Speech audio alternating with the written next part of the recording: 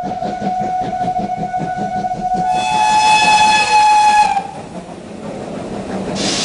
trains. They're a love them or leave them kind of thing. Me personally, I've never really seen the big attraction, but maybe I'm missing something. So I'm going to spend the day on the railway with some enthusiasts to see if they can help me see things differently. These aren't just any old enthusiasts, they're guardians of a slice of railway history.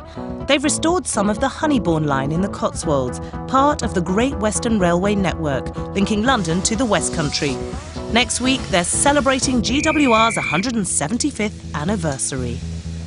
And I'm coming along for a ride in this fine locomotive. The city of Truro was one of the iconic engines of the Great Western Railway in its day. It was one of the high-speed trains, wasn't it? Indeed. Hello, George. Tell me, why was it so special?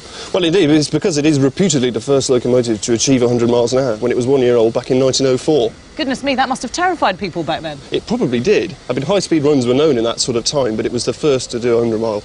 Goodness me. Can I come along for a ride? You're very welcome. Up I get onto this. I am on the train! Where do I stand? Just there, it's fine, actually. Hello, nice to meet you too, absolutely. And, you are? Paul, nice to meet you.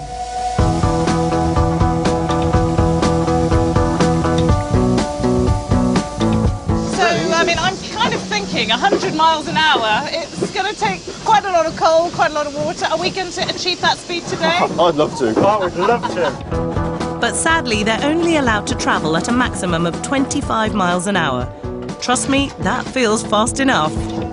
I hate to think what 100 miles an hour is like. Oh, that'd be wonderful. Oh,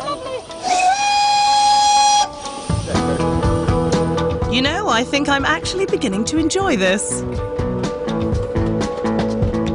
The wonderful appeal as well is that we go through some absolutely glorious countryside. Yeah. So you're ambling along and you've got the wildflowers on the embankments. So it really is a combination of everything. It's not just about trains. It's not just about trains. The countryside. It's a day out in the countryside. And wonderful. Our first station stop is Winchcombe. Volunteers rebuilt the station house here in the 1980s after it was brought all the way from Monmouth in Wales. The signal box that we're just about to pass actually came from Hall Green in Birmingham. Again, that was rebuilt brick by brick by volunteers in the early days. There's a lot of passion behind this hobby, yes. I think you could say that we're a bit mad. You're a bit mad, yeah. I can see that.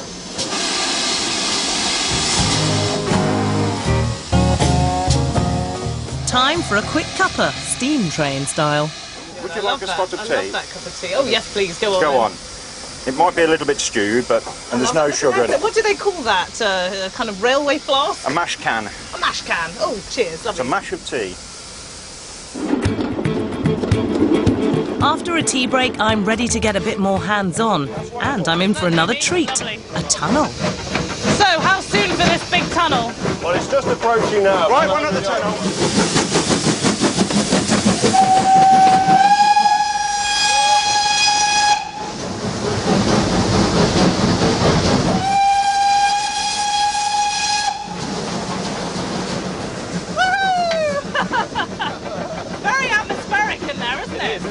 Fantastic. Now, that was, for me, quite exciting. I quite enjoyed that. But now, as somebody who's not really into steam trains, what is the appeal for you? Well, I think it's because it's such a novelty. It's so different from anything that you find in sort of the modern world, isn't it? And I suppose when it is something that's so specialised, you know, you do have to have that knowledge. Well, that makes you a little bit geeky, if you don't mind my saying. Yeah. Quite a cool geek, though. What do you reckon?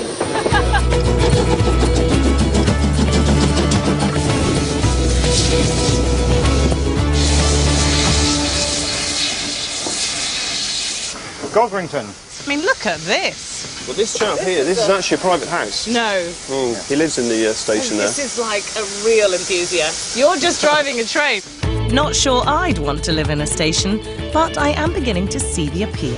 The volunteers run around 10 miles of track, and we're going to push back up to Toddington Station now to talk to a few more enthusiasts in my quest to find out what inspires such devotion. David Shepherd is an artist and ambassador for wildlife. He's also mad about trains. In fact, he's so fanatical that he actually bought his own engine, the Black Prince. I love big things. I get excited about anything big and very emotional. I'm totally emotional. If you ask me how this thing works, I haven't the faintest idea, but it's what my baby here does. So it's the size of things that appeals to you. And Big landscapes, big animals. When it's alive. Because it is a living thing, this. It is alive for you as well. It's a living thing. Now, a lot of people would think that this is just the ultimate dream. I mean, here you are, a grown man, and you own an engine. No, I don't want to grow up, you see. This represents a back age, you know. I'm nearly 80 next year. Yeah. I mean, the amount of money this toy of mine costs is unbelievable. But when she's in steam, giving pleasure to hundreds of thousands of people, which she has, she's my lovely baby, and I just love her. She's a 5th daughter. We've got 4 daughters, and she's my 5th one. Oh, lovely. I love her with the same passion I love my children. I wonder how the other 4 feel about that. Wonderful. Let me come and see the front of this beautiful engine. Well, she is beautiful. Mustn't call it a train. 140 tons. 140 tons, and they were scrapping her. They took her out of service. I bought her on the telephone. I've just had a sell-out exhibition of my paintings in New York, my wildlife paintings, and without thinking what I was doing, I rang up BR and said, can I buy a steam engine? And they said, yes, we've got the money. 3,000 quid. And what about someone who actually used to work on these engines, like Jeff White? These things are live, they talk to you. And if they got a problem, you'll hear it. They'll let you know. There's a clank, there's a bang that shouldn't be there, like, you know. But and the power, if you ain't got the steam, you ain't got the power. It's all down to what the fireman's doing. It's a 2-man job, you know. OK, for you, that was your job. But what do you think about all these people who come down here and it's just a hobby for them? They're coming down just to get a little bit of what you were doing for a job. I know. It's, sometimes I feel sorry for them. Like, they come here and they do, I think they honestly think that they are doing what we done, but they're not. They'll never ever do what was done in the old days, because they'll never get one of these and pull 60 wagons. They can't do it, and they can't go more than 25 mile an hour. Now it's time for a real first. We're heading for the jewel in the crown, and it's not even open to the public yet.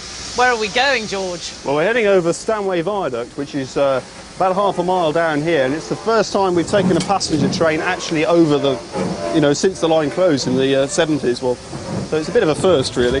It's a real achievement and just part of the work that's been done. Are you quite excited? Yeah, I think so. It's a nice thing to be able to do, you know. It's quite infectious, this, in fact. Everywhere you look. Big boys and big toys. Big boys are smiling. This is it, the Stanway Viaduct. And this is the first of many crossings. This is history. This is the day we've been waiting for a long time. And to do it on this beautiful old lady this is it. Proud. After my day on the rails, I can really appreciate why these guys are working so hard to keep the joy of steam alive.